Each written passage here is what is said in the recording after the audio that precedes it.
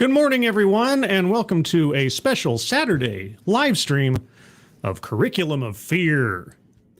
And somehow the overlay I created for this thing did not take and has the wrong title. Are you kidding me right now? Are you kidding me right now? Oh, man.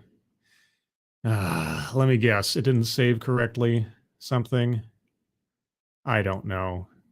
It told me it did, but it didn't. Okay, well, we'll just have to proceed as we go. But yes, good morning, everyone. Sorry for the relatively short notice. I came across this the other day, and it didn't fit in with my Sunday plans, and so I decided, why not just take a listen and learn something on a Saturday? I'm hanging out with Sister Scribe in a couple of hours, and so I had a couple of hours to kill, and so here we are. Yeah, sorry, the title thing threw me off.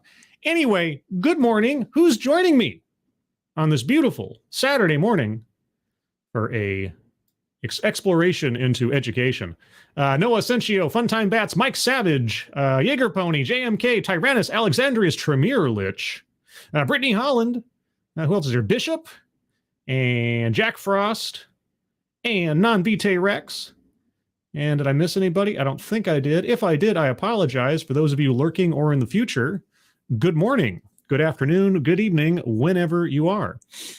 All right, so this is a podcast from the National Association of Independent Schools.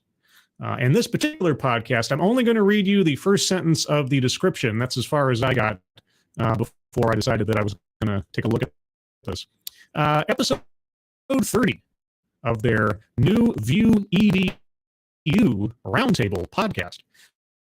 How equity and well-being work together in our schools. Schools exist to help prepare students for the future. Yeah, but in a society that prides itself on equality, how can we create equitable schools that prepare students to enter a world where inclusion is crucial? What does any of that mean? I don't know, but some people in charge of educating children are about to tell us. So, just as a note, this is a podcast. It is not a video. I put up a little graphic for the sake of having a graphic there, but there's not a whole lot to watch. So if you just like to sort of listen to this and do something else, you're not going to be missing anything visually, and we'll just be going over this as it proceeds. Now, the whole podcast runs just under 50 minutes. I'll be going for an hour and a half in real time unless I feel compelled to go any further than that. Oh, my audio is bad? Uh-oh. What's wrong with my audio? Okay, well, I'll wait a second. You guys in the chat tell me. Something wrong? Something wrong? I don't know if I'm being heard right now. Let me know if I'm being heard right now. Mr. Tickle Trunk, good morning. Can you guys hear me? I need to know. Otherwise, I'm just going to quit. Somebody in chat tell me. I hear you, Scribbles. We hear you. Audio is good. Okay. All right. Well, whatever was going on, thankfully, it was momentary. Hopefully, it won't happen again. Let's not roll the dice any further. Let's get on with it. So, yes, again, this is the National Association of Independent Schools Roundtable discussion regarding well-being and equity in classrooms. I'll let the speakers explain themselves. Welcome back to New View EDU. You guys hear that okay? Let me know. Sorry for all the sound tests and everything. You know me, I'm paranoid about my sound quality, as obviously I'm justified in some cases of being. Emperor W.R. Costin, Decode, Tall Person, good morning, good morning. Let's see, anything else? Did you guys hear that okay? All good. Sounds fine, says Jaeger Pony. Fine by me. Let's go. A podcast from the National Association of Independent Schools on what's next for school leaders. I'm Tim Fish, Chief Innovation Officer at NAIS. Ooh, an official at NAIS. Now, for those of you that have not, partaken of my channel and the Curriculum of Fear series in the past, the National Association of Independent Schools is a frequent guest, so to speak, on my channel. Because sort of like TEDx, it is a collective of different people from across the nation who run schools and educate children slightly offset from the public school system, obviously, is independent schools, with a whole lot of very interesting interpretations of how to educate children. That's what's going on behind the scenes outside of what your usual public school is doing. So that's why I love NAIS. It is the TEDx of education. Oh, that's not an endorsement. Here we are at episode 10 of season 3. What an incredible season it has been. Mm-hmm. You know, we've been in conversations about new school options, tech addiction, the future of higher education, and learning design. Yeah. It has been a lot of fun. Well, today we're going to continue a tradition that we began in season 1, having a conversation with some school heads. Ooh, is it we're going to focus this conversation on... Is it a courageous conversation? I love courageous conversations. On well-being, belonging, and DEI work in our schools. Yes. So to get there, I am so excited to welcome back Caroline Blackwell, the NAIS Vice President for Equity and Justice. Oh, Equity and Justice, EJ. Are you Jedi? Jedi Equity, Diversity, Inclusion? Oh, I don't know that I've ever listened to officials from NAIS in a group before. Oh, this ought to be interesting. She's going to join us today as our co-host for this conversation. Caroline, it is such a joy having you back on the program. Thank you, Tim. I'm so happy. We're also excited to welcome Dr. Jessie Berry, the head of school at the Bosque School in Albuquerque, New Mexico. Before joining the team at Bosque, Dr. Berry worked at Albuquerque Academy and started her career at the Dunn School. She's also the founder and former executive director of iSeen, the Independent Schools Experiential Education Network, and is the current chair of the New Mexico Association for Independent Schools. Well, lots of independent schools all over the place here. Oh boy. Professionals, experts, educators. Jessie, thank you so much for joining us today. Thank you, Tim. Thank you, Caroline. I'm honored to be included in today's conversation. And we're joined by Kalyan Balavan. He's the head of school at the Dunn School in Los Alamos, California. Cal is also the founder of an organization called the Inclusion Dashboard and the Santa Barbara Inclusion Lab. Oh my gosh. And he's the host of the Whole Student podcast, which I highly recommend. The Whole Student. Inclusion. Oh boy. Cal, thank you so much for joining us on NewView EDU. Thank you. Appreciate you. So let's jump in. Let's get to it. You know, in NewView EDU, we often talk about this idea of why do we have school? What's the purpose? You know, years and years ago, it was always about content and learning skills to work in pretty much in an industrial society and an industrial workforce. How long ago was that? But things are totally different today. Yeah. School is even more essential than it's ever been. But what's its purpose? What should we put at the center of school? How about academics?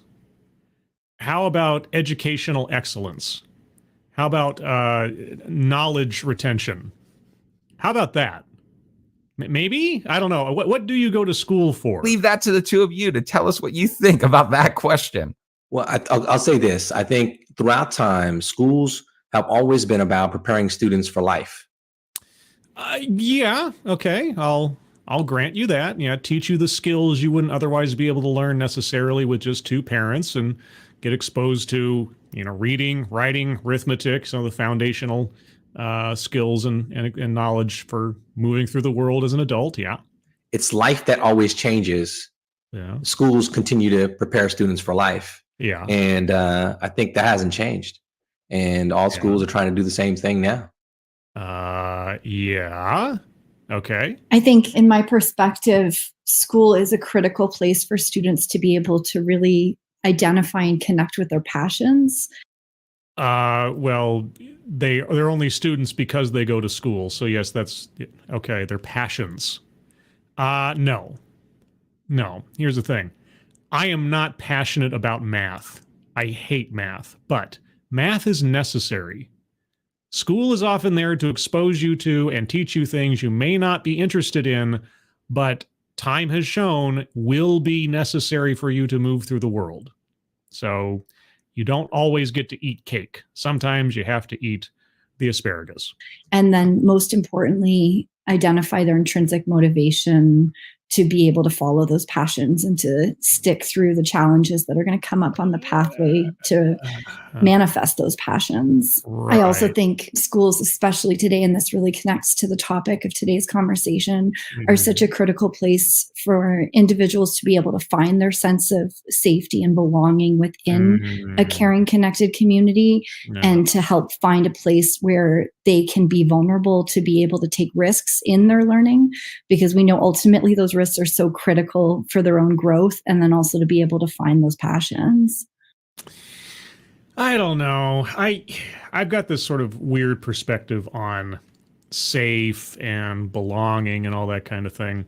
I got picked on as a kid. I was ostracized because I was quiet. I had glasses when I was in first grade, and I was small and I was shy, and it wasn't fun. And obviously you don't wish that upon anybody. At the same time, I can't deny that a lot of those experiences shaped me into the person I am now. I learned what kind of person I did not want to be by, being mistreated by the other kids around me. Now, that's not obviously the outcome for every kid, obviously, but I don't know.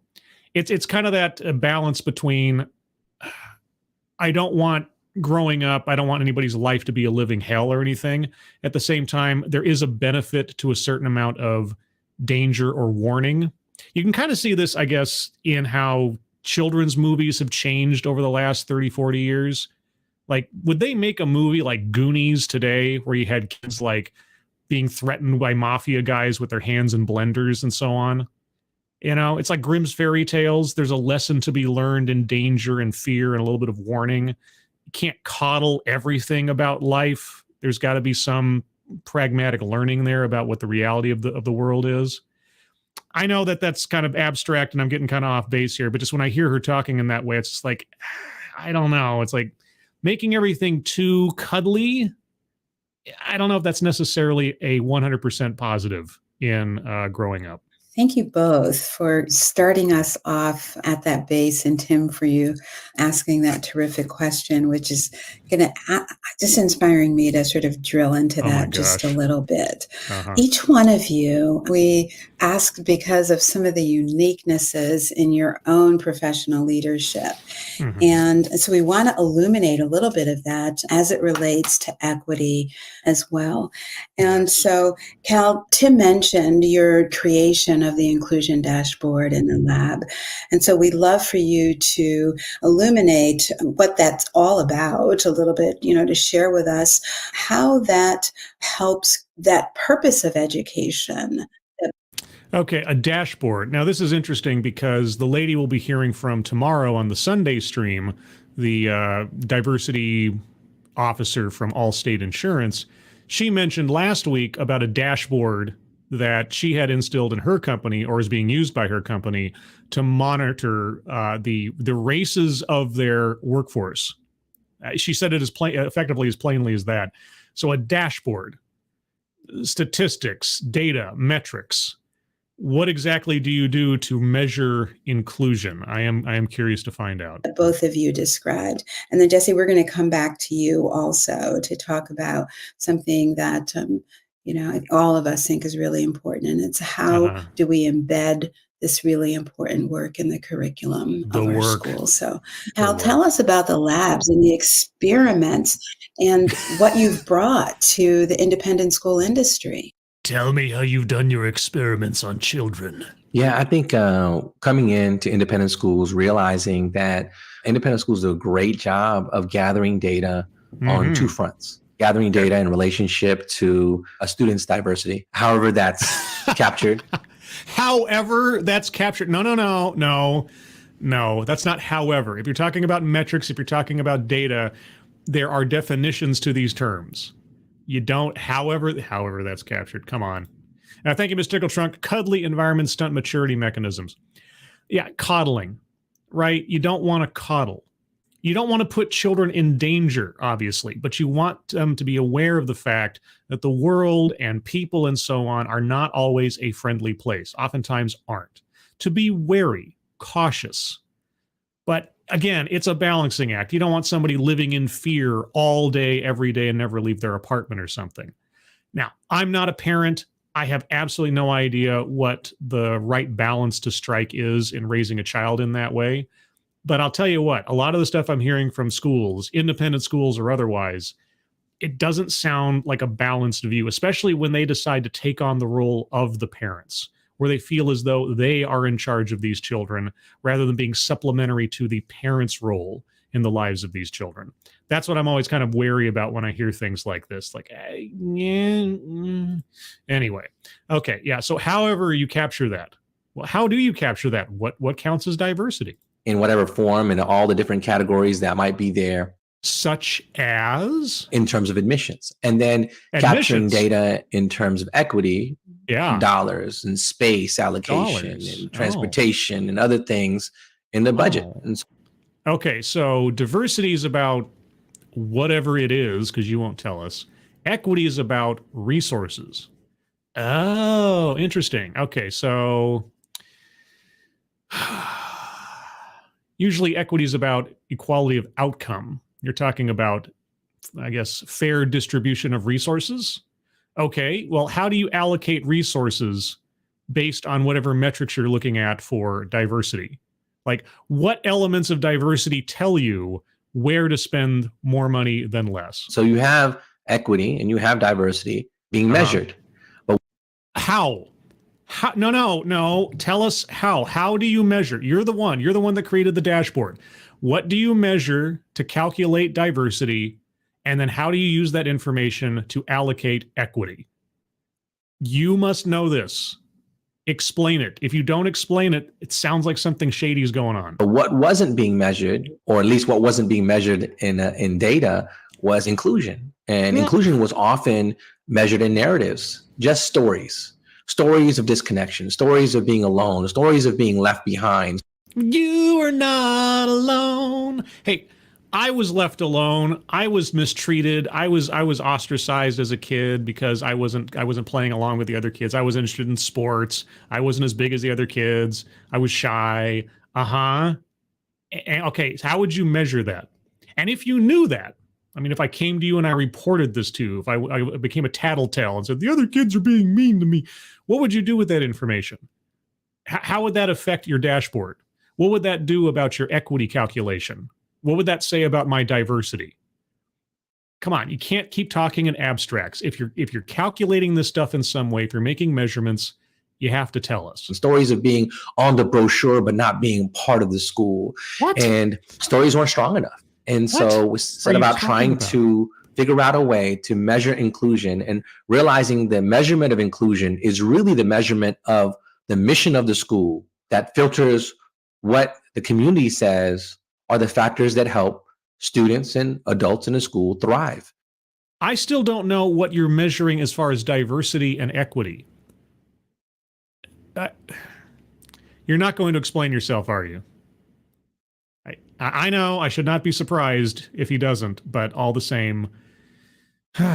And realizing that if we could measure it, then we could start to recognize best practices at different schools. And the idea of the lab was born because a partnership between schools allows a school that might be really good with English language learners share what they're doing well with a school that's doing really well with students of color, with another school that might be doing really well in terms of the gender spectrum, et cetera, and we could share our practices. Like what? Oh, tell me about the practices of gender spectrum, the spectrum of two. What? Oh my God, there is so much implied here, and they never get down to brass tacks, do they? Every time I do one of these panel discussions with teachers, educators, experts, whatever else, they always, well, okay, I shouldn't say always. Sometimes you have a shining light amongst the group who has no filter and tells you exactly what they mean. But it is always interesting that within an environment where you're talking shop with fellow colleagues in the same industry or the same discipline, how they still dance around definition.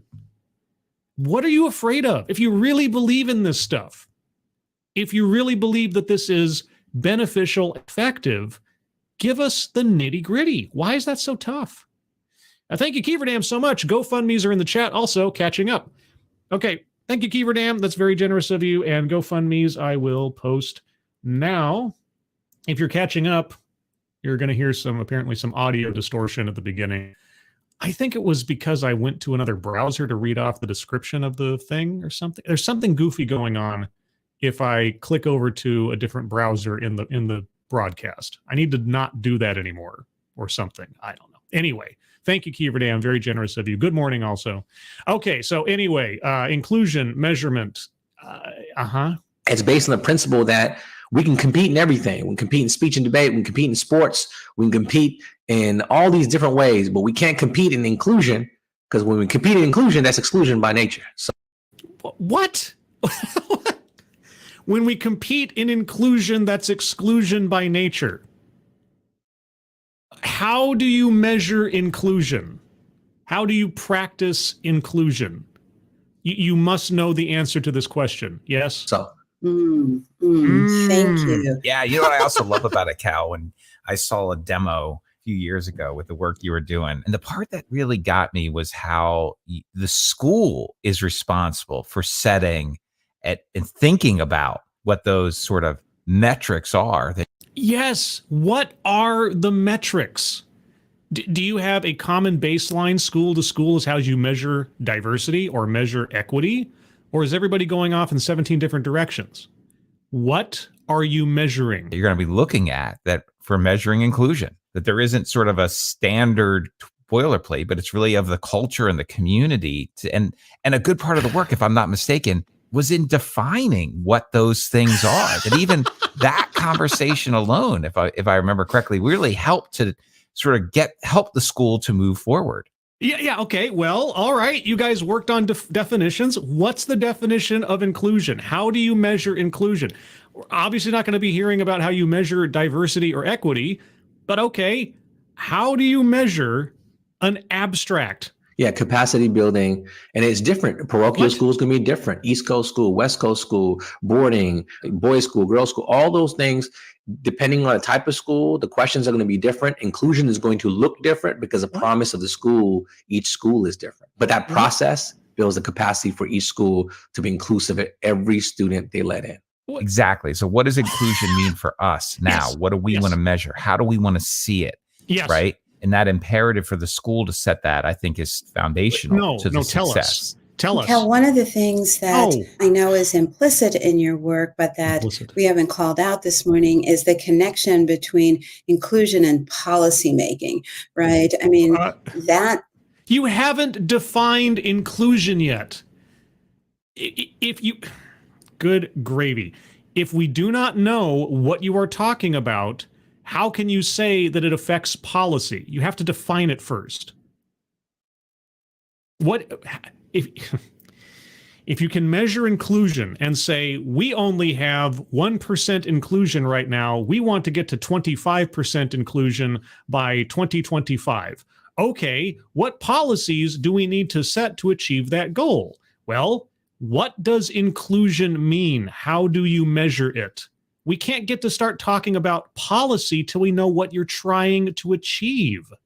You need practices and policies to follow in order to make schools inclusive, which, Jesse, that might be a little inartful, but it's part of the connection that I'm making now between the way you're such a champion of embedding DE&I work in the everyday, the thing that students value in the curriculum, where we as schools measure their success and their progress. How? How do you measure it? So will you tell us a little bit about why that's so important to you and how you're doing that at Boston? No, stop with the softballs. Come on, get details. If I'm an educator and I'm running an independent school and I want to know, boy, oh boy, I wish I could have a more effective DEI program in my school. Hey, here's a bunch of people who are already running such things. I want to know how it works so I can try to implement it. What would I be getting out of this conversation so far? Nothing. We have 4 people on this podcast who are purportedly involved in education, and they are not informing us of anything. Thanks for the question, Caroline. I think The nature of this work is so foundational to everything we're trying to accomplish, whether it's, student academic outcomes, whether it's, student social emotional health and wellness throughout the day. Social emotional, oh boy, SEL, social emotional learning. That the only way to really effectively do equity work is to ensure that it's embedded in the foundational documents, philosophies, values of your school, and in every element of how you lens everything from assessment to book selections to hiring practices to evaluation practices. So I think that the thing that at Bosque we've really committed to is starting from the ground up. Okay, just to note, the audio quality of the speaker here, it's catch can for their webcam or potato microphone or whatever else. So if I could have done something about it, I would have, but this is what it is. I'm particularly interested in hiring practices.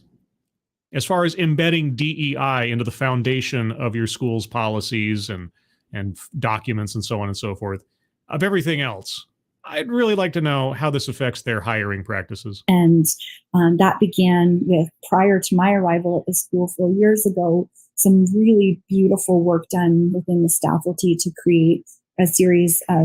Did she say faculty? No. Hold on. Did she just combine staff and faculty? Is that a common thing? Anybody out there? I just want to make sure I heard that correct, because it is a little muddled. Starting from the ground up. And that began with, prior to my arrival at the school 4 years ago, some really beautiful work done within the faculty to create a series of equity, community, and culture principles and best practices. Staffalty. I'd never heard that before. Is that a common sort of shorthand amongst educators? Somebody let me know. I've never heard of it before. If that's a new thing, wonderful. If that's just old hat, okay. That's new to me though. Staffalty. And that's something that we have an internal version of that is for all employees of the school that we all commit to through our job description. That is incredibly well referenced in our employee handbook. And then we have a public facing version of that on our website, and that we lead very strongly with in terms of our admissions work. All right, so you have an internal version of this oath or practice or whatever, and then you have a public facing version. What's the differential? Why isn't what you do internally put out to the public in its fullness? What's kept different? That's bizarre. Thank you, John Migda. This is how we get little mustache men. I mean, this is how you. I'm not quite sure what you get out of this, because I'm not quite sure what their goal is, because everything they're talking about is so muddled. It's about as muddled as her audio quality as to because they never tell us what are they aiming for. I can suspect, right, from previous panel discussions and presentations and so on. But the problem is, and also why I do this really, is that I want to hear from these individual people. It's not a monolith, because they never have the same definitions. They go about these things in different ways. They just use the same terms. And so for this educator running this school, I want to know what they are talking about. What is their goal? What do they think they're going to achieve from this? That's why I listen to these things, because I'm so curious, morbidly curious. But yeah, if you start, ultimately, if you're going to start assessing people on the basis of their race and then deciding, oh, these people need more money from the budget than these people because of these factors, which say nothing about their merits or their abilities or anything else. Yeah, you start getting into a very scary territory. And it always amazes me how grown adults, many grown adults, don't see a problem with this. Look at this as something to be happy about. I never understand it, but okay. Anyway, so what were you saying? Onboarding new trustees through the first round of interviewing for all new potential candidates to the school. And then once in my first year at the school, we went through a process of rewriting our mission statement and our core values. And our mission statement hadn't changed in the school's 25-year history. And there was some very specific language in that mission that was by nature not inclusive to some members of our community. Such as what language in your mission statement was not inclusive? And that was a hugely important process to go through to ensure that our mission and our core values in every situation is something we can refer back to in terms of the why of the work, because we know that there are going to be many bumps in this work. There's only going to be bumps in our intentions towards growth and progress. And having something that is at the core of who you are as a school that you can reference back to, that obviously your students, your faculty, your families are all committing to through their annual commitments with the handbook, with the contracts, is so critical. What are you talking about? Why will you not provide specificity?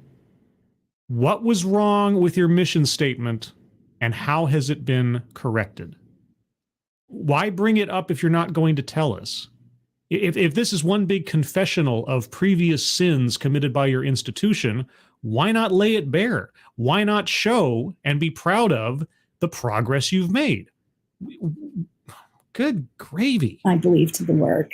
So moving beyond that, the big thing that we've really shifted to, and this has been a 3-year process to get here, is really de-siloing our equity work from the work of one to the work of all, and really reflecting on the fact that for us to actually be able to move the needle in our equity efforts, we have to start and maintain a focus on centering students in the work and really setting clear expectations for the adults in regards to what the expectations are for professional growth, what clear expectations. Okay, such as what? The expectations are for having a growth mindset when we hit those speed bumps in the work, and really understanding the work that for us to manifest our value of cultivating community, we have to forever be ensuring that community is being experienced equally by all, and that is not an assumption that we can ever make. And you have to make sure that community is being experienced by all. Okay, how do you do that? Tell me what that looks like on the ground during a regular day at school, in the classroom. How do you ensure that community is being experienced by all? Also, and I've said this before, and I will say it for every time I hear someone just say as a summary statement of purpose, the work, to do this work, the work of, etc. It sounds so reverential. It sounds so quasi-religiously culty the way they say it, as though it just saying that this work, this important work, to do the work. And we have a lot of work to do to get to that space. And so we've created a program that we call our WILDS program, which is an acronym that stands for Wellness, Identity, Leadership, Life Skills, Diversity, and Service. Oh, 2 L's? So in a school, you're not going to spell a word correctly. Okay. And this takes elements of the curriculum that always existed around the periphery and brings it under one departmental umbrella with a dedicated staff who are hired for teaching expertise in each of those different areas. And the same people do not have expertise in all of those areas. And we have to really look for those experts, just like you look for experts in math or humanities. Wait. You hire someone onto a school because they're an expert in wellness? An expert in leadership? They're not an expert in math or geography or biology? Okay, what does this dedicated team do? And then creating dedicated time in our schedule for this curriculum. And that was the big shift we made this year, is that all of our students now have a dedicated WILDS block in their schedule, just like math. So every other day we have a block schedule. They have math. Every other day they have WILDS. And so you put this WILDS program on equal footing as math. Okay, what goes on? What are kids taught in this class? And that's a 75-minute block where they're meeting in small cohort groups with these WILDS teachers to really investigate and explore topics in these different areas, including a huge part of that being identity, being belonging, diversity, inclusion, what we really mean by walking our talk in those areas. what we really mean by walking the talk in those areas in small cohort groups. Okay, cohort based on what element? We're not talking racial affinity groups, are we? I don't know. She won't say, or she hasn't said yet. So you split these kids up into quote unquote cohort groups based around something, don't know. And then you talk about identity and inclusion. Oh, and with these experts that you've hired who don't sound like they're academic experts. Oh boy. Yeah. Thank you so much. Cal, that's like actually the sort of outcome of the lab that you've created, and all of that exploration around what inclusion really means and can look like. Tim, it also sounds a little bit like base camp. Well, Caroline, I was thinking the same thing. I was like, Jesse, I love the fact that you all stepped back at the start of this commitment, took a look at your mission. Yeah. Took a look at it and said, like, is this mission really serving us? I if anyone's ever heard me speak, they've heard me talk about a mountain and a journey and Nowtown and getting out of your Nowtown and setting your summit. And then along the way, there's base camp, right? And I've always said that your mission and your purpose and your values are your base camp. They are what give you the stability. They were what you can return to when you hit those bumps, when you are exhausted, when you need to recharge. You can go back to that place. So this weekend, I was working with some heads and some board chairs, and it was awesome leadership through partnership retreat that NAIS runs. And one of the board chairs raised his hand and said, I hear you. Like, I get this whole like going back, but he's like, when you're climbing the mountain, right, you can't always go all the way back down to base camp. What are we even talking about now? This sounds so cultish. It really does. There was this series on Hulu several years ago. I think it was called The Path, and it starred the guy who played Jesse Pinkman in Breaking Bad. I suddenly forget his name. Aaron Paul, or Paul Aaron, whatever his name was, Aaron Paul. And it was a show about a cult, an actual like cult, and they. The people that made the show, they created their own, cult and belief system and everything for the show. So it was similar to real life cults, but didn't match anything in the real world. But they talk about their work and their mission in these weird nature-based abstracts in that way, climbing the ladder or something. And it's just something about what he just said just really struck me and brought that back to my mind. And it just sounds very bizarre. And the guy who's talking to him now, yeah, he's right. If you've got a goal, you don't like return back to the beginning every time you hit a stumbling block. You have to push forward. It's like running home to mama every time somebody's mean to you. Like, that's what it sounds like to me. That doesn't sound productive. It sounds like retreating. But okay, what's your response to that? He said, in fact, your mission needs to be your guide wire. You need to be like clamped into it all the time. Wow. And when you hit that bump, you need to grab hold of that mission right then. And wow, what a great analogy. I never would have thought of something like that before. Like, stick to your principles in life, something like that. Oh yeah, okay.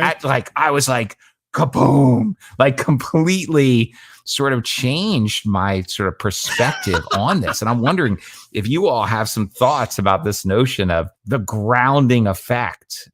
The grounding effect, you're talking about having a set of principles you live by, a code.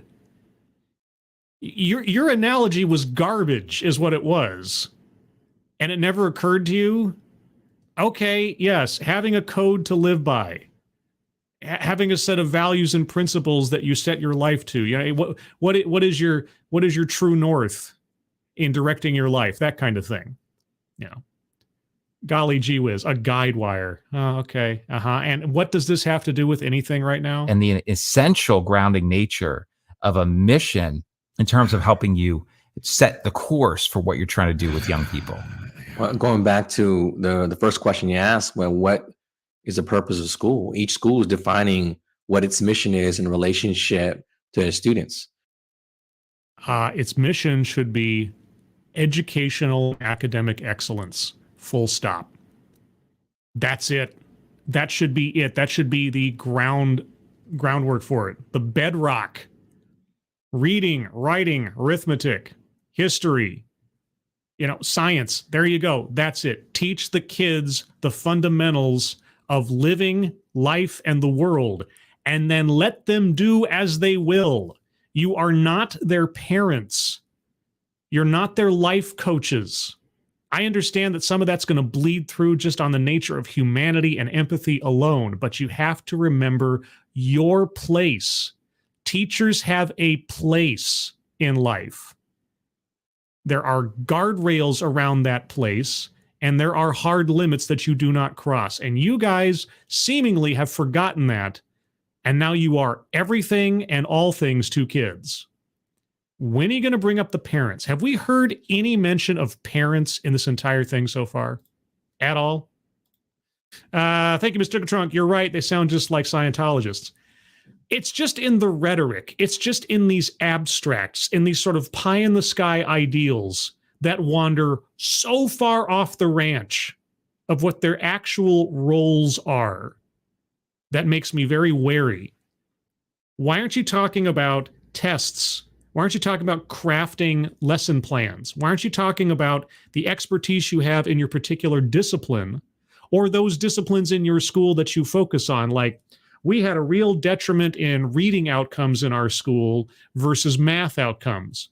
And we figured out that this teacher was this and this teacher was doing that. And so we solved the problem by X, Y, Z. If I'm an actual educator listening to this for some kind of advice, for some kind of insight on how to achieve better outcomes for my students, what am I learning from this? And even if I'm a true believer and I think of DEI as somehow the grand all be all, what am I learning from this? They're not telling us anything. It's so bizarre. And that's what makes it sound so cultish and faith-based, if you catch my meaning. Thank you again, Mr. Jiggle Trunk. You are so right. When in a cult, most of the time is spent reaffirming your devotion to the mission statement. That is all these people do. Well, what is the mission statement? I would love to know, what was the mission statement before our speaker showed up, and how did they change it to make it more inclusive? I can't assess any of this because they're not giving us any information. Again, and I say again, not because I've heard these people speak before, but just because this is the common through line with everybody who's in on this kind of thing. They never tell you what they're talking about. I have to wonder if they even know what they're talking about.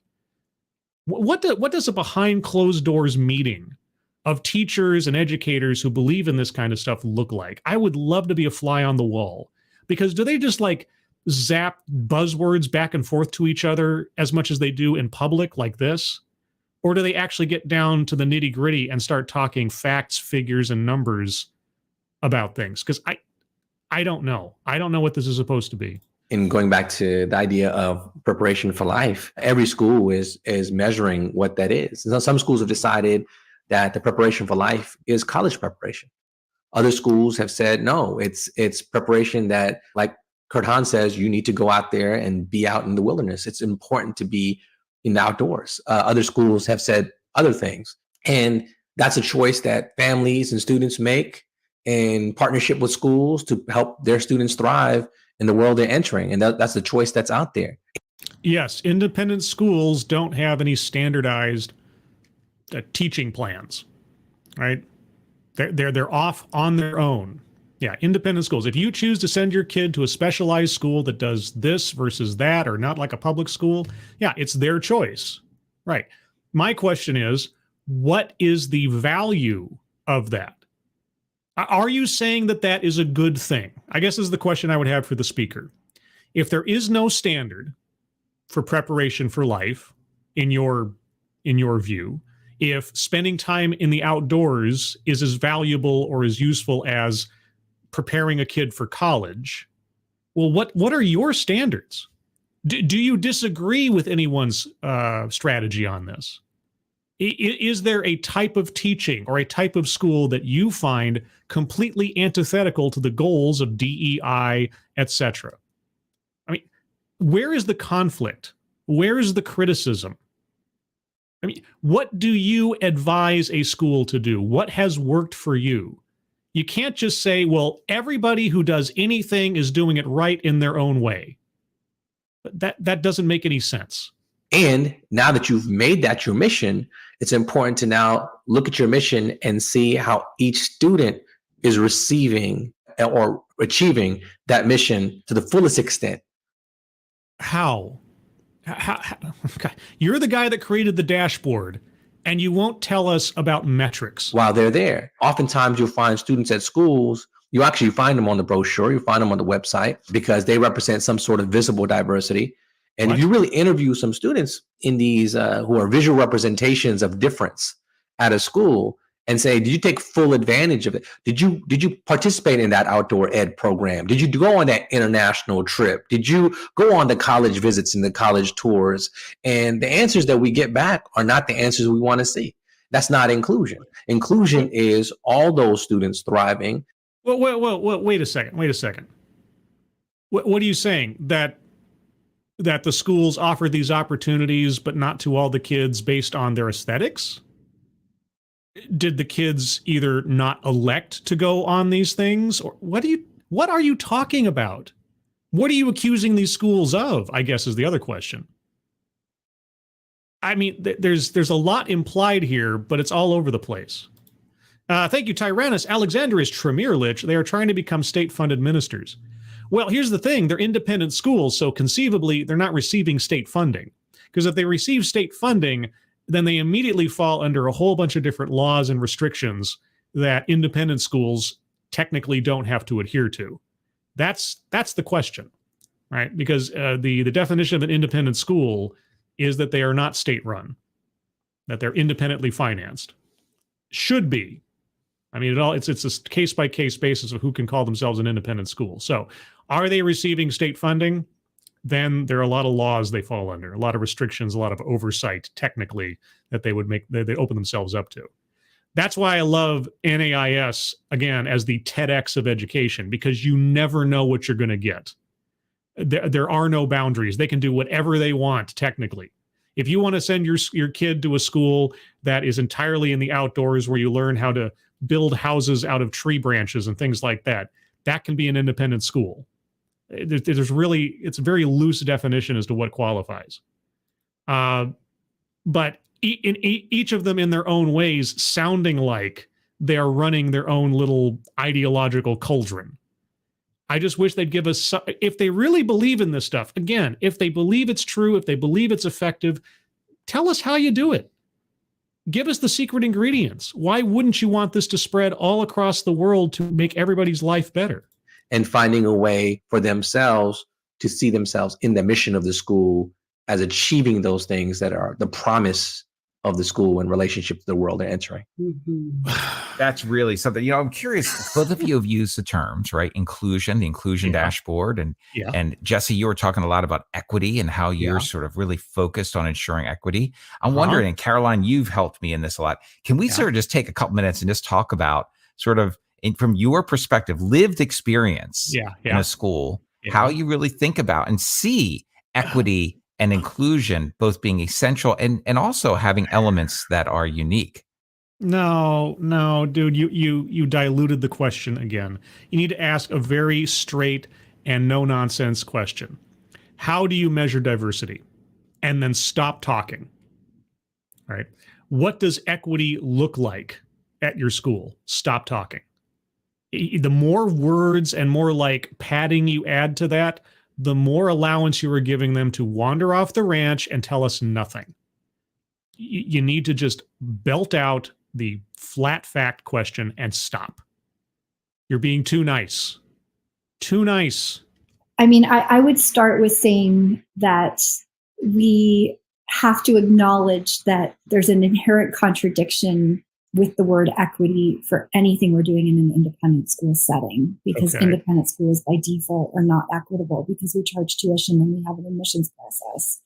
I don't know if you guys can hear that. Her audio is terrible. She says we're inherently not equitable because we charge tuition and have an admissions process, right? So independent schools are inherently not equitable. I hate that watery sound. And so that is a contradiction that I'm always really wrestling with. And I think that as schools, we have to be honest about that. And we have to really think about how we orient ourselves in our commitments and in our work based on the polarity of those two realities that Okay, well, how do you do that? How do you square that circle? How do you call yourself a school of equity when it's a school of privilege? we are deeply committed as a school towards having an equitable experience for our students. And by default, we are not creating an equitable environment. And so you're failing from the gate.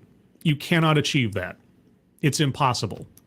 The very nature of how independent schools work mean that only people who can afford your teaching can show up. So if you want equity, you're going to have to move to a public school system, right? at Bosque, the way that we are navigating that is through a board level strategic commitment to offer need-based financial aid to 50% of our students. Need-based financial aid to 50% of your students. Okay, so you're going to offer opportunities to people on the basis of their economic situation. Okay, I mean, that's fine. You want to give scholarships out. How do you determine who deserves a scholarship? By what metrics do you decide who gets a scholarship? I mean, obviously, first, needs-based. All right, well, how do you define needs? Are we just talking about economic status? That would make sense. If that's the only metric you're looking at and giving somebody an opportunity, outside of, say, academic or scholarship excellence, great. Merit-based scholarships, heaven forfend. Circumstance-based scholarships, oh my gosh. I got a feeling that there's other things being considered, though. I'd love to hear it. Do you think we will? Probably not. Thank you, John Migda. The only thing that ended up on my dashboard was a deer. Hey, now. Don't be hurting Bambi. Oh, poor Bambi. Oh, Bambi. I just watched a show the other day where a guy hit a deer with his car or something. Oh, no, that was it was this, that's what it was. Sorry for the tangent. There's a movie on Netflix. It's called Lou, L-O-U. And it's about, it's what's her name? Catherine Janey or something from The West Wing. I'm probably getting her name wrong. Anyway, it is the most ridiculous girl boss action movie I've seen this month. I've seen a few. It makes absolutely no sense. The passage of time is illogical. The physicality and action scenes, given both the age and weight class of the individuals involved, defy physics. And not in like a superhero way. They're trying to be very grounded. It makes no sense when you watch it. But specifically, just look at the passage of time. If you watch that movie, and I don't recommend that you do, but if you're like bored and just want to watch a very janky movie, just look at the passage of time in that film, the continuity. That alone, and there's so many other problems with that movie, but that one alone just like stuck out at me the entire time I was watching it. Like, how did we get to daytime and then the next day within like 2 scenes? What? Anyway, sorry. That's just what it reminded me of. There's a scene in there where she poached a deer and then she blamed it on running over a deer. That's what it reminded me. Anyway. Which more than doubles the national average for need-based financial aid for independent schools. And that's a big commitment. Okay, so you're committing to 50% of your incoming students are brought in on a needs-based basis, whatever needs are that you guys are paying for. So you've got a scholarship program for half of your school. Okay, that's very generous. You guys must bring in a whole lot of money to be able to handle taking in 50% of your student base on what amounts to charity. How are you distributing that charity? On what metrics do you measure who deserves this opportunity? That is what I would like to know. Saying you do so sounds great until we know what needs is defined as. On so many levels. But what's so critical, and this is what Cal was just talking about, is that it's not a matter of hitting markers of this percentage of students on financial aid, this percentage of students who represent different identities. It's a matter of what happens in the experience of those students and those faculty members when they arrive at your school. No. Unless you want to tell me how you measure experience, that doesn't make any sense. You obviously have to be basing your metrics on how diversity is defined on the basis of race, on the basis of gender. You guys just said it yourself earlier. Okay. If there's a dashboard measuring diversity and then a associated dashboard measuring equity as resources are distributed based on your diversity statistics, you are measuring by race. You are measuring by gender. There's nothing else that you guys are talking about. You keep running away from the facts and trying to make it sound far more benevolent than it actually is. Okay. And if you're not, then tell us, because you're not giving us specifics. Come on now. And do they feel that they have a place at the table? Do they feel that their voice is heard? Do they feel that they are having an experience of safety, of belonging? And what we know is that the answer is 100% no. If it's 100% no, then you are 100% failing at everything that you're doing, so stop doing it. If you're not, especially if you're not going to tell us what it means. What does it mean to have a seat at the table?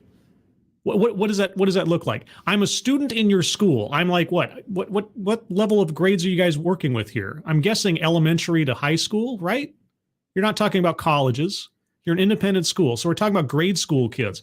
What does a grade school kid get for quote unquote having a seat at the table? What does that look like? What does that student do? Or what does that student have access to if they have an equitable seat at the table? I mean, functionally speaking, what are you talking about? Often. And that's the real work that we have to do. And that's where the real needle gets moved, is not just getting people in the door, but ensuring that those experiences are equally connected and valued and experienced. I would say something in relationship to equity. So I will say that the idea of equity oftentimes is only talked about at our schools in relationship to financial aid. Really? Huh. Because in a lot of other schools and a lot of other educators, they refer to equity as equality of outcome. Sometimes you'll hear it referenced as the equal distribution of resources, which sounds very communistic. But okay, everybody has a different definition for equity depending on the school, depending on the individual. In your case, you're talking about finances, okay? Sometimes in relationship to transportation and other things. But if we really expand the notion of what equity can be, still in terms of dollars, but in terms of how those dollars are spent, sometimes that means an FTE. It means being able to see myself in the professional community, in the teacher in front of me in the classroom. FTE? What is an FTE? That's dollars spent. Sometimes the class, the seminar that's being offered that speaks to my interests. Well, wait. What are you? I know I'm a broken record. I so want to understand what's being said here, and it is frustrating that they keep washing right over it. That might be different than the majority population at the school. It might mean a club that's funded. It might mean a field trip or the international trip options that have always been at that school that go to Europe and all these other places. Maybe those international trips need to shift and change to help serve my needs. Oh, well, how would they shift to serve your needs? How would you like to structure an international trip so it's all about you? I can only guess. What would you recommend? Professional, creator of a dashboard, somebody who purportedly is arranging this entire apparatus to do a better job at DEI, but you won't tell us how you're doing it. And so that idea of equity is really expansive, and it really requires a deep interrogation. I am trying to conduct one right now. Actually, I'm not even trying to conduct a deep interrogation. I'm just hoping that you guys would define your terms. What are you talking about? What do you mean? How would you change an international study group to serve your needs? And by your needs, I'm going to assume, I'll give the benefit of the doubt, you're talking about the student and not you. That you're not all doing this for your sense of self and well-being.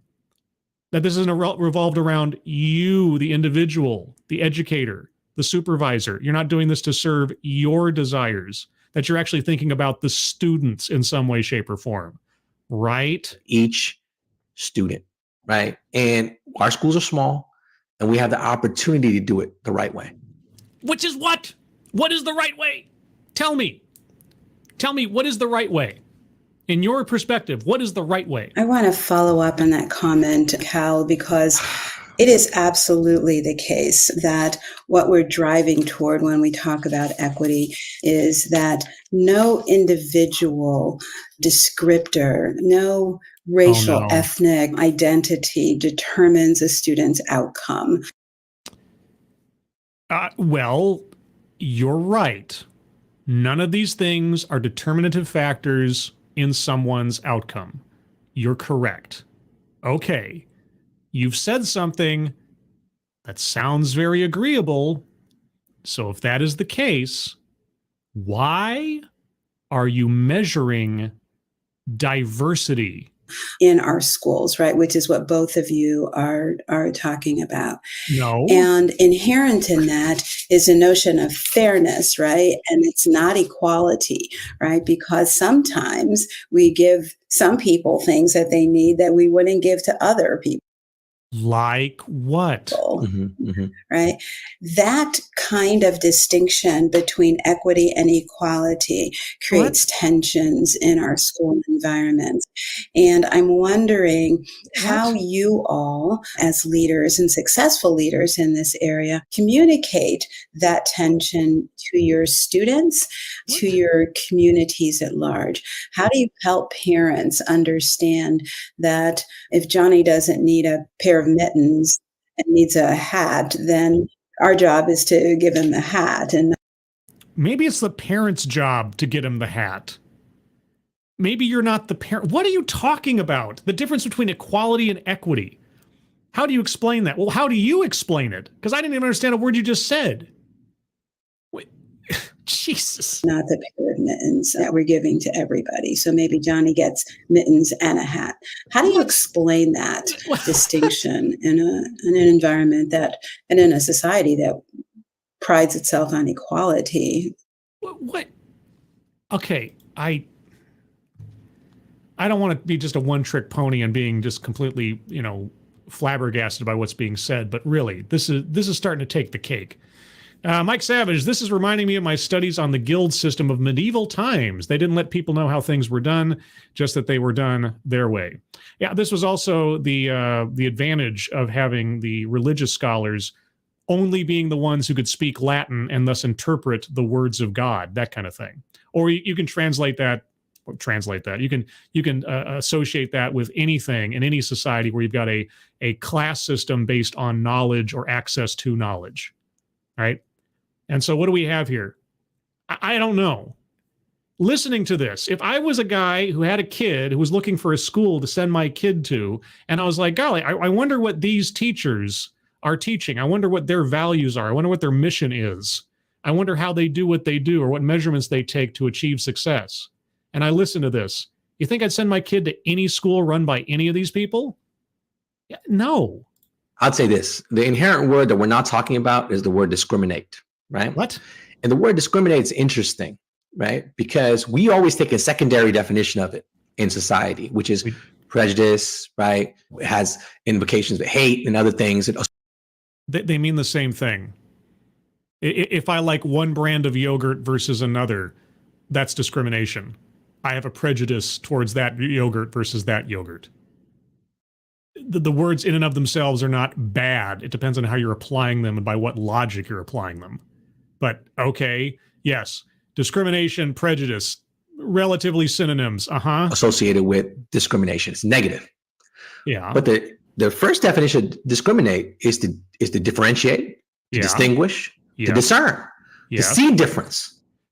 Okay. That's not what we're talking about. Seeing difference is not the same as evaluating someone's worth on the basis of non-determinative factors. Okay? Yes, discrimination is a catch-all for the idea of unfair distinguishment, right? Basing on things that have nothing to do with the character of the person, the abilities of the person. It's something surface level, or it's something irrelevant. Yeah. Okay. So between each other, seeing difference is not a bad thing inherently. You're right. Seeing difference is not a bad thing. I've heard many educators in the past say that you have to start teaching kids about race at the very young age because they can start to notice and understand difference very early, as though simply understanding differences between things thus makes a kid a racist. It's like, oh, that person's tall, that person's short. Stop being heightist, you know? Okay, yes, seeing difference is not inherently bad. Go on. The bad thing is when a school, and imagine the school has a view of all the students, and the view shed of all the students, certain students are getting lost. What schools will often do, and the schools that get critiqued for doing this, will then focus on the students, only the students that are getting lost. Yeah. What happens in that process? All the other students feel like, hey, I just lost the view shed of the school. The best example I've seen is NAIS. When we come together for POCC, there's affinity spaces for everybody. Oh my God. POCC, if I remember correctly, it is the People of Color Conference or Coalition or something. The last C has something to do with whatever. Okay, so wait a second. If you've got a school and you're teaching a subject and some kid doesn't quite get it the same way other kids do because, you know, maybe math doesn't come to them as easily, or maybe they have a learning disability or something, you're focusing on the kid that needs help, and so you're making the other kids feel like they're not noticed? Well, okay, what would you do otherwise? What would you... What? POCC, affinity groups. Yeah, tell us about your affinity groups. That's right. Right? And there's also a come back together for everybody. That's right. What? And I've seen people leave POCC, go back to their schools and try to do affinity spaces and do it the wrong way. Well, tell me, what is the right way to do racial affinity groups in a school? I am dying to know. What is the correct method to apply racial affinity groups to your school? They'll do it in a way that only paying attention to certain groups, other groups being left behind. Like what? Give us an example. If this happens all the time, you should be able to give us a high-level hypothetical example of what you're talking about. And, this whole process has been problematic. And in an attempt to create a sense of belonging, they've actually created a sense of otherness, right? Right? They've gone to the secondary definition of discrimination. What? But they haven't discerned and found what each group needs. And every group realizing that, hey, the school is seeing us, the school is giving us what we need in order to achieve all that we can. Seeing us. All right. So on the one hand, you don't want it to be all about aesthetics. It's not just about race, etc. But yet it's all about race. You don't want to treat people differently on the basis of their race, but you want to make sure that you split everybody up by race or gender or whatever you're talking about, and then give them different resources based on what you think they need as a group. Because obviously, if you fall into a demographic, then you're exactly the same as somebody else who falls in that same demographic. What is going on here? The secondary definition of discrimination. It's a synonym. Prejudice, discrimination, synonyms. Oh, so much good stuff said. Thank you, Cal. I think there's so much divisiveness in our country right now, and every... Wait. You're the ones promoting affinity groups, and you lament the divisiveness in our country right now. Are you kidding me? Every single thing is up for division. And we've seen this so significantly in how it's impacted schools. And that came about through COVID. That obviously has come about significantly through the... Is it the murder of George Floyd? Are you going to bring up George Floyd? Critical race theory conversation. Critical race theory conversation. Happened. Social emotional learning conversations that have happened. And what I'm surprised you didn't bring up George Floyd, but social emotional learning, CRT. Yeah. And what are the outcomes of those things? Why is there such a debate over those things? Do you see any value in the opposing side? Do you or at least understand their concerns? I find so fascinating about the divisiveness of those topics as they relate to school is that if you ask any individual parent, would you for your child hope that your child has an experience of feeling safe, seen, heard, valued in their daily experience at school. Of course, every single parent would say that. Yeah, they probably would. But then my next question is, by what methods do you propose to achieve that? Wouldn't it be great if everybody had all the money they ever needed and didn't want for anything? Yeah, that would be great. How are you proposing we achieve that? Let me introduce you to communism. No. Now, do not tell me that you're going to say that some sales pitch of pie-in-the-sky outcomes to parents thus justifies any means by which you think you're going to achieve it. And if you ask them, would you want that for all students? Every parent would say yes. And yet then there's this perspective that somehow weaponizes the very conversations, the curriculum, the work that's necessary to try and create something within the next generation of our culture that's radically different than our current generation, which is modeling the worst case version of divisiveness, of civil discourse. And so... Wait. You're complaining about divisiveness. You're talking about civil discourse. You say, hey, wouldn't you want your kid to have a welcoming, belonging, valuable experience in school? Of course I do. Wouldn't you want that for all kids? Well, sure. Here's the way we're going to do it. I don't agree with that method. Well, now you're being divisive. I always, when these conversations come up, I always love to ask questions and say, tell me more about what is driving that statement. What's driving that statement? Have you listened to this podcast? You're the guys in charge. You cannot give a specific answer to any specific definitions. How do you do something? What policies or methods do you employ to achieve these ends? You guys are not willing to give us any specifics. So either you don't have them, or somehow in the back of your mind, you're ashamed of them. It's one or the other, as far as I'm concerned. And either way, it brings up very big red flags for me as a hypothetical parent. Why do you have concerns about CRT? I have concerns about valuing people on the basis of race. That's not what CRT does. Why do you fear social emotional learning? I don't think it's the school's place to be professional counselors to children. I think they're there to educate children on academics mostly. That's not right. I mean, okay, if I gave you those answers, what would you say in response? How would you convince me otherwise?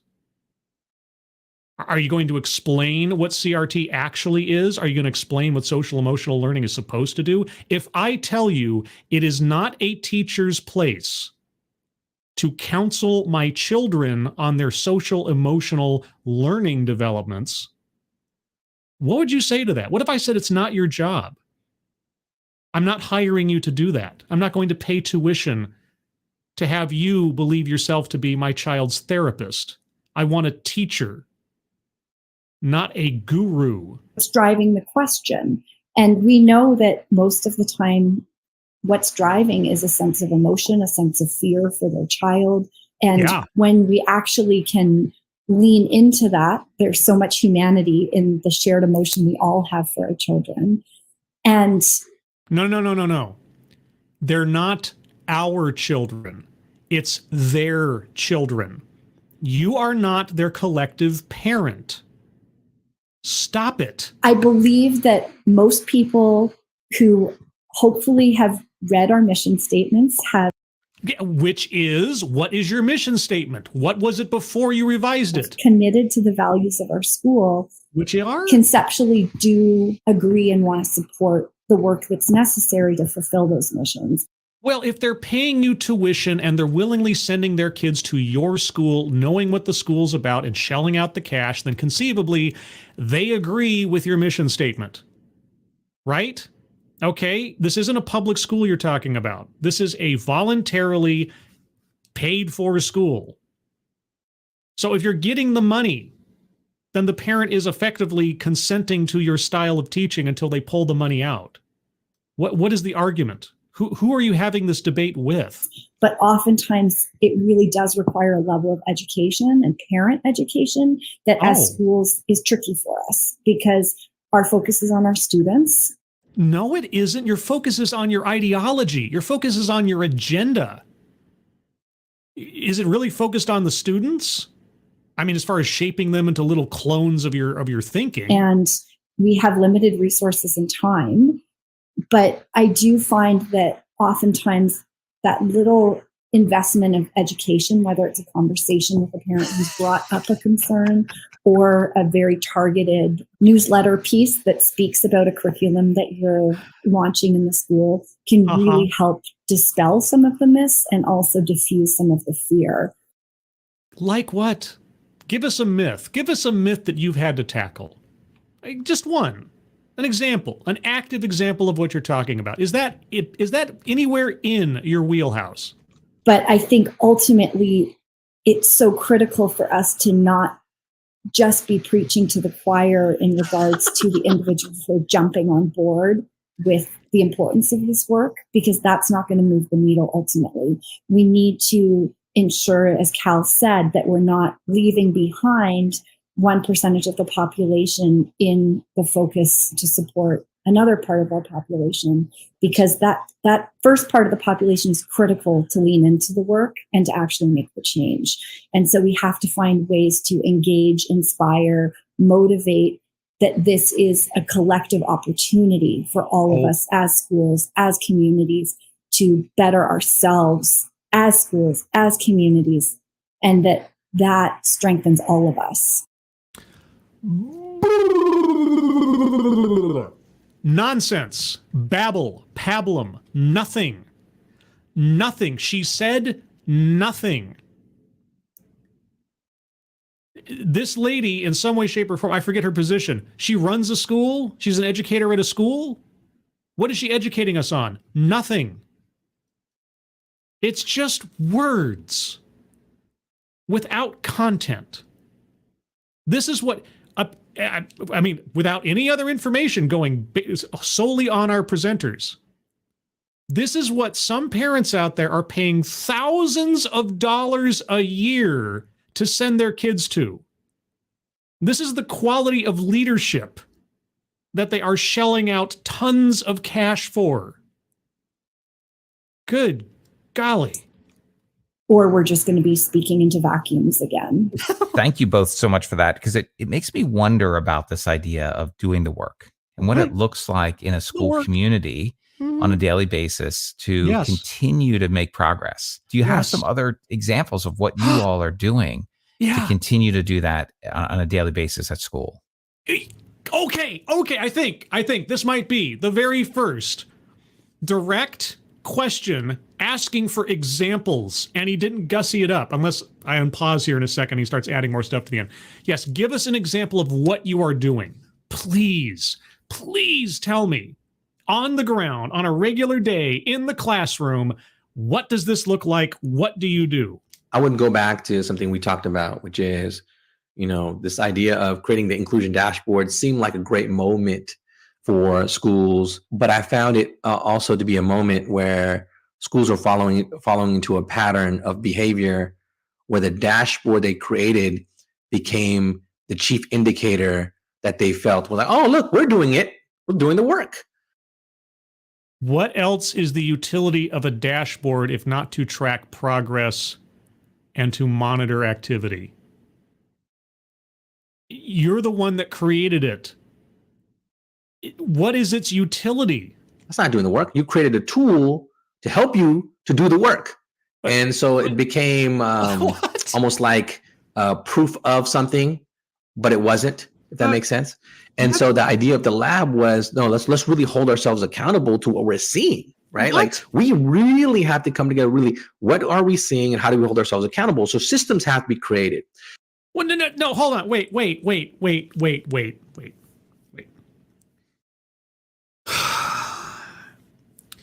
You come up with metrics to measure your advancement or measure the status of a particular thing.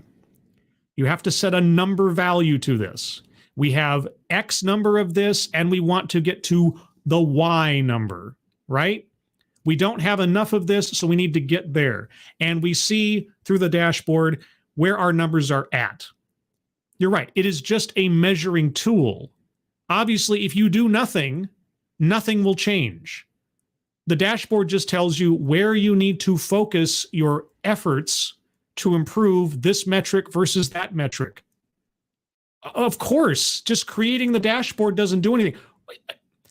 Are there really people in schools that you work with who have a ruler and think that simply holding the ruler and not putting it up against something is accomplishing something? What kind of idiots are you working with? What's beautiful was when you start gathering information like inclusion metrics, you need to have people at the senior leadership level and in the board level looking at the data, setting goals for the school. What are the metrics? What is the metric for inclusion? How do you measure that? He asked you to give an example of what you're doing in the classroom. What are you talking about? But okay, you're answering a question that wasn't asked, but you're not even giving a good answer on what they're seeing, so that those goals are things we're going after. The goals need to be funded. The goals need to have time. The goals need to have people assigned to. The goals need to have definition. The goals need to have specific metrics to achieve success. The goals need to be detailed. To different pieces around it. And so that's how you get to creating the curriculum. Right? That's how you get to all these things, because the goals will say, oh, you need an evaluative system. You need to be able to audit your school. You need to be able to see, do feedback loops and surveys and things like this with the students and saying, hey, are the courses really meeting your needs? Are you seeing yourself? I mean, you have to ask these types of questions and then respond to the community based on what you're hearing. Right. And so those types of systems need to be created downstream in order for it to really happen. Is that one of the metrics? Are you seeing yourself in the classroom? Is that one of the questions you'd ask a kid? And it's a yes or no or maybe or not sure. Okay, what do you do with that information? How do you improve it? If the kid says no, what is your solution? What is your policy to improve that metric? Can you not give us an example? Just one example of what you are talking about. You measure this thing, and if the measurement is too low, then your solution, your policy, your guidance to someone trying to improve this thing would be what? What has worked for you? What hasn't worked for you? Because learning from failure is just as valuable. An example. Can you give it? Right. And sometimes it happens idiosyncratically, which is fine. But when personalities leave, unfortunately, schools that were doing the work stop doing the work. And so I really love it when schools systematize it. I think to what Cal just said, Cal just said nothing. He said nothing to what Cal just said. Are you going to answer Cal's question for him? What? Good golly. Commitment to equity work should be so much bigger than the personalities of anyone involved at any point in school. And that's why having this foundationally written into missions and values, having this foundationally written into the board strategic plan. Having what written in? What? Having this be part of every hiring process for trustees and staff or team members and really boldly stated through admissions processes and conversations is critical, because none of us are ever going to be done with this work. Our tenures at our own schools will never check a box of, great, the school has met that need. Then what is the point of a dashboard? What is the point of setting a goal? If the work will never be done, is there any goal to be had? Good God. In regards to equity, this is going to be lifetime of work within our communities to support our communities. And so I think ensuring that it is not personality driven, ensuring, like Cal said, that there's systems and structures built around the sustainability of the work. And I think also just really ensuring that as a leader, to me, it feels like an everyday commitment, just like we have an everyday commitment to excellence of our academic programs. Do you have an everyday I can't even talk now. If you take time out of the week, setting math aside so you can do your Wilds program in some kind of weird, you said cohort split up of the kids, which sounds a lot like affinity groups to me, but in the absence of other information, do you really focus on the academic excellence of your kids? Sorry, your students. Even I'm falling into their own rhetoric. Do you care about the academic excellence? Which would take precedence to you, I wonder? The adherence to your philosophy of community and belonging and inclusion, or academic excellence? If you had to choose one, if you saw one as a priority over the other, and you were told you have to pick one, you can't have both, I wonder which one she would choose. To excellence in fundraising, I feel like as a leader, we would be negligent if we don't have an everyday commitment to be thinking about lensing equity through every one of the other job responsibilities that we have in our role.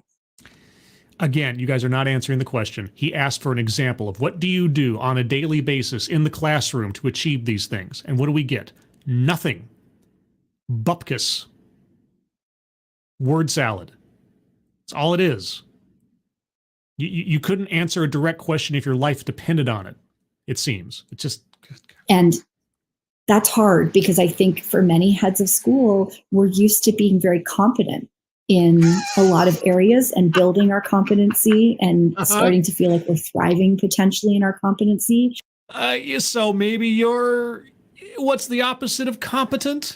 And this is an area where we might never feel like we've hit competency.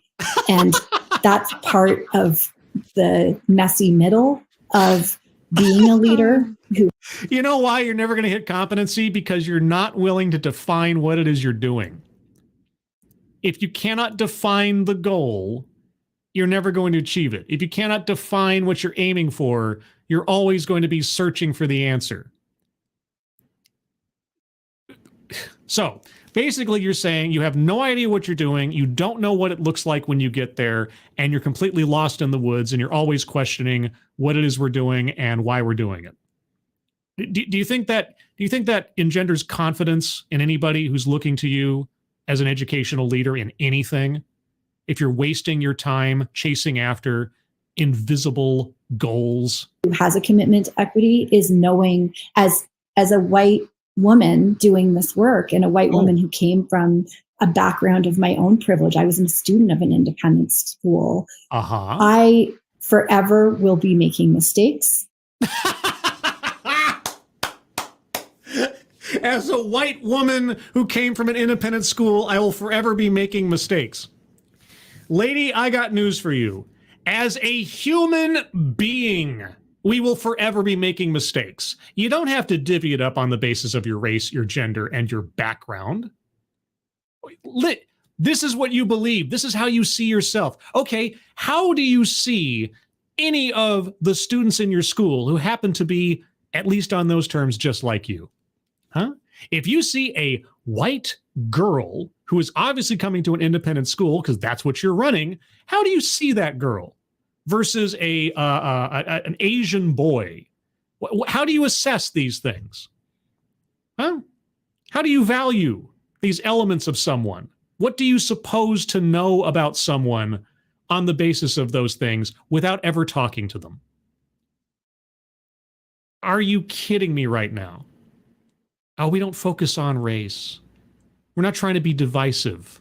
Now let me tell you how to categorize myself on things that mean nothing about who I am or how I behave, how I treat myself or treat others. I will forever be needing to really lean into my humility in this work. Yes, because as a white woman, I don't know how to be humble. I really don't. I automatically, I instinctively am just an arrogant prick the whole time. I know this to be true because I'm white and I'm female and I went to an independent school. I really have to fight those natural instincts that come with those attributes. To be listening and to be committing to ensuring that I'm not checking boxes. And I'm not checking boxes. By the way, let me tell you how my race, my gender, and my school background defines my behavior. That's a difficult position to be in for generally, I think, a lot of type A personalities who tend to be the profile of a lot of heads of school. Oh, are you a type A? But I don't know how we can fulfill our responsibilities if we're not willing to stay in that messy middle and keep making mistakes and knowing that growth will come from those mistakes. But it is going to be hard. No, not knowing that growth comes from those mistakes, having faith in what you're talking about. Okay. You only grow from mistakes if you learn from them. And here's the thing I don't think you're aware of. When you're assessing yourself or your students on the basis of their non-determinative factors, you are taking steps backwards. You are not learning from mistakes. You're repeating the horrors of the past. I don't know if you're aware of this. In fact, I'm pretty sure you're not. When you have affinity groups based on race or gender or orientation or whatever, if you're splitting kids up and assuming to know something about them and the quality of their lives or the quality of their thinking on the basis of their skin color, on the basis of their genitals, on the basis of, I don't know, at the age that you guys are talking about, I really hope you're not focusing on orientation, but God knows at this point, if you're doing that, you are not learning from a mistake. You are repeating a mistake that we supposedly learned from 60 freaking years ago, but it's come back, and now you guys are turning it into a virtue. Let me make it as plain as possible. I would love to know how you implement these things in your hiring practices. What do you look for in a candidate based on this philosophy when thinking about adding to your staffalty? I would love to know. And if we take the notion that both you and Cal, even Tim, when we were talking about and thinking about John Powell's work and the expansive nature and the ongoing nature of DE&I work, there's no question that our sense of competency is going to hit speed bumps because we're meeting new people, we're experiencing new things, we're learning new cultures, all of those kinds of things. And so that the tension of learning and creating learning communities that support the work is really important. Okay, guys, I'm at an hour and a half in real time, and I got to get myself ready for hanging out with Sister Scribe in a little while. I may do a part 2. I'm morbidly curious to know where this goes from here, what other ridiculous things are going to be said. There's about 16 minutes left in this, which on its own is about the length of a usual TEDx talk. So I think I will save this for maybe Tuesday. I'm going to say Tuesday. And I'll do a stream then to try to wrap this up, because I am curious to hear what they have to say next, even if it is more gobbledygook. I think it's valuable to hear people who comport themselves to be leaders and experts in these things and really listen to what they have to say, given the forum where they have no restrictions. And this is what we get. And if you let them talk long enough, eventually they'll run out of gobbledygook to say, because even they know they're starting to sound like a broken record. And then you have something like what our speaker just said, where she categorized herself. And then she complained that we don't check boxes. It's amazing. It really is sometimes. So I'm going to call it here. I'll take a minute here to get some comments from you guys before I wrap up completely. ARC 210, one of the saving graces of this whole thing is it's so academic that the people spewing it don't understand it themselves. Again, there's 2 options here. Either they have absolutely no idea what they're doing, and they're just, convinced themselves that anything that they do or say is correct, or they know exactly what they're doing and they're hiding from it. I really don't know where else you can go with this. You're either a true believer and are blind to the reality of it, or you know what you're doing is completely nonsense and or wrong, but you're going along with it anyway. So either you're incompetent or you're being deceptive. Or a combination, I suppose. It really is something else. BG, where's it going? Nowhere. They refuse to give any concrete examples or goals. But here's the thing. And again, I just said it. If you let them talk long enough, they start to let the truth bleed through, right? I've seen this happen a lot of times on panel discussions like this and everything. As soon as they get their best shielding talking points out of the way and they're still talking and they're still being asked questions, eventually they start saying some truths they otherwise wouldn't have mentioned before. That's what our speaker just did, I think. And I'm just curious to see, as it goes on in the remaining 16 some odd minutes, if it takes us anywhere else. Again, my morbid curiosity, the only reason I'm doing this is my morbid curiosity. For my own reference, we're at 3250 on the presentation. I'll try to remember that for the future. Let's see, what else we got? Tyrannus, scribe it is called giving them enough rope to hang themselves. I mean, 6 of one thing, half a dozen of the other. Or discrimination and prejudice. Mike Savage, he checked more boxes than an Amazon distribution center. I got to tell you, you guys, I mean, they try to ward themselves away from saying that they have anything to do with discrimination or prejudice. Then they talk about affinity groups. Then they start mentioning their own race and gender as though it's an inherent detriment to their ability to live, or that it's a mark of some, like, I don't know, bad way of being, right? She really has to lean into being humble because her natural instincts based on these attributes mean she's going to be a jerk the whole time. Right, that's what she has to expect. Again, I wonder, is that what she expects from other little white girls that she encounters at her school? She just assumes that they need special counseling on not being a jerk because she sees herself as a jerk because of those same attributes. JMK, thanks for doing this, Scribe. I for whatever service, whatever use it is, I don't know. I just remain constantly morbidly curious. My work in investigating the whys and wherefores of modern education is an endless task.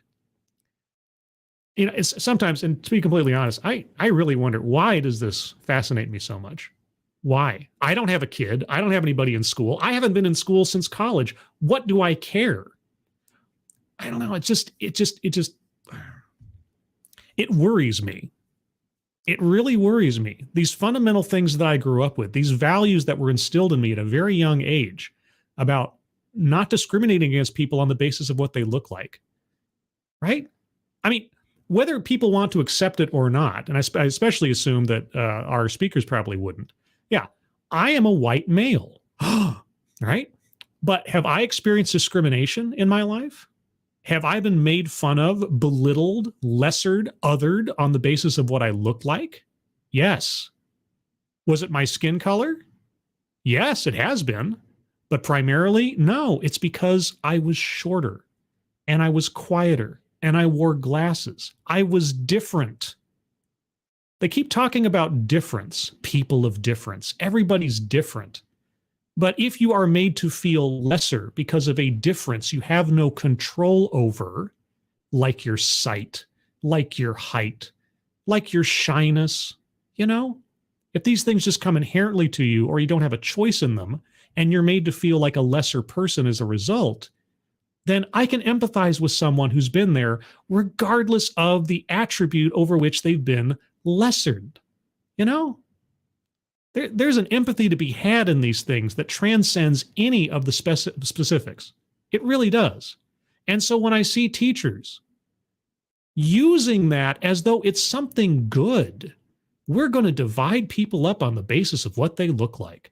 We're going to assume we need to allocate resources over here because this demographic, this racial demographic is X and this one is Y.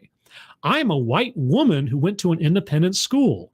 Obviously, I have a lot to atone for. On and on and on.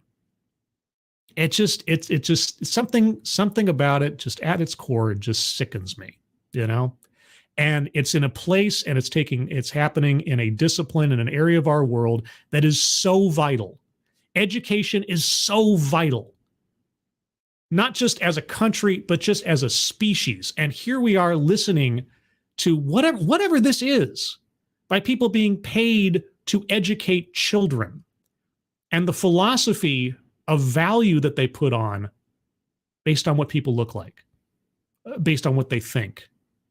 Just anyway, I could go on, but I'd just be repeating myself even more than I already have. Everybody, thank you for joining me for this Saturday stream. There will still be tomorrow, the Sunday stream. The Sunday stream will happen at 8 a.m. Pacific, 11 a.m. Eastern here on this channel. And tomorrow, I'll be looking at the testimony, the Senate committee testimony from our speaker from last week, the Chief Diversity Officer, I think that's the title, at Allstate, and how she testified before Congress about what she's doing in her company to improve diversity. I can't wait. I don't know how long tomorrow's stream will be. It might be relatively short. I haven't taken a look at exactly how long her testimony goes. I got to figure that out. But either way, it'll be supplementary to this one, which went on longer than I planned, and hopefully will be somewhat interesting as an add-on to last Sunday's stream. Beyond that, if you'd like to hear more from me in a actual sort of MST3K version of things, TED Excellence happens every Thursday at 6 p.m. Pacific, 9 p.m. Eastern on this channel. A couple of shout outs, just because I thought I'd do a couple of shout outs. If you guys don't know about Sinatra Says, go look him up on YouTube. Check out his stuff, especially the AAA stream that he does with Drunken Uncle and Polydub. Just about daily, I think, or at least 3 or 4 times a week. Yeah. I don't have the schedule memorized. I apologize. Also, I show up randomly now, occasionally, over on the Christopher Moonlight channel, Christopher Moonlight Productions. He's a filmmaker and a writer, amongst other things. And he's over on that channel. He also does Pop Culture Minefield on Tuesdays over on the Pop Culture Minefield YouTube channel. Check those guys out if you like news about the comic book movie industry or things like that. I think that's all the shout outs I got. Anyway, everybody, thank you so much for joining me. Hope you all have a good rest of your Saturday. Moderators, thank you for keeping an eye on things. Even though everyone here is so well behaved, you have very little to do. Everybody who donated either to myself or to the GoFundMe's up at the top of the chat box for Angry Illinoisian and his kitten, thank you so much for your generosity again. Really appreciate it. Everyone, have a good rest of your Saturday. Have a good rest of your weekend. Hope to see you tomorrow, Sunday morning. Hope you are all safe and well. If you are not well, get well soon, and I will see you on the next one. Take care. Bye-bye.